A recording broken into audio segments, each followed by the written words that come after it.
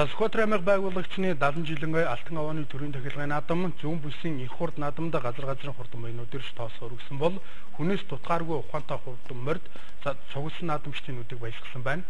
Энэ бол хам Монгол морин циркийн уран бүтээлчд байжээ.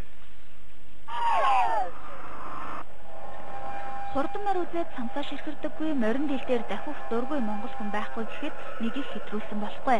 Монгол циркийн урлагт гайхамшигт үзүүлбэрүүд олон байдаг ч морьт үзүүлбэр морин циркийн гайхамшигаараа дэлхийн техник байлдан дагуулсаар ирсэн.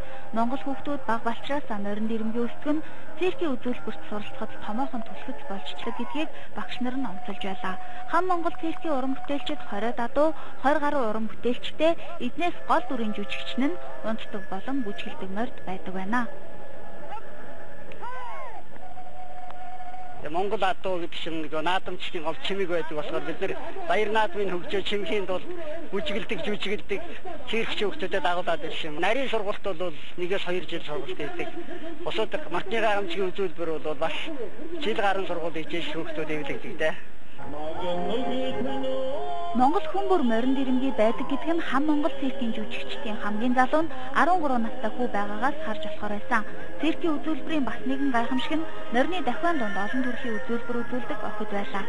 Хам Монгол морин циркийн жүжигчид дэлхийн 30 гаруй оронд үзүүлбэрээ толиулж байсан байна. Гадны орон үзүүлбэрээ үзүүлээд гайхсанууд уулга алсан хүмүүсийг хараад эх орноороо бахархах сэтгэл төрдөг гэдгээч циркийн жүжигчид ярьж байсан юм а.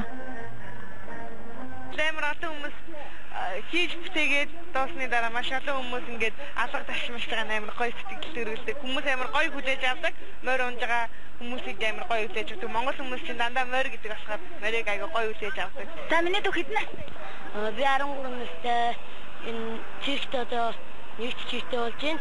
Тэгээд би миний морь юу нэрийн хастай гэдэг.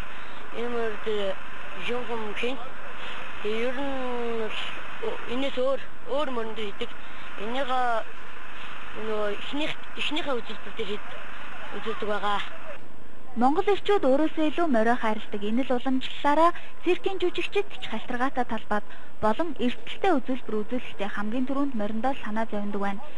Циркийн урлаг гэдэг эр зоригийн төдийгүй хамтран тоглож байгаа амтантайгаа нэг хүн шиг ойлголцдог болдгороо сэтгэлгээний урлаг юм а. Нэг морийг циркийн үзүүлбэрт сурахын тулд ойролцоогоор 1-2 жил зарцуулдаг байна. Тиймээс ч яг л нэг гэр бүл шиг, найз шиг хамгийн эрхэм зүйлсийн нэг нь жүжигчдийн хувьд морь болдог гэдгийг ч залуус хэлж байсан.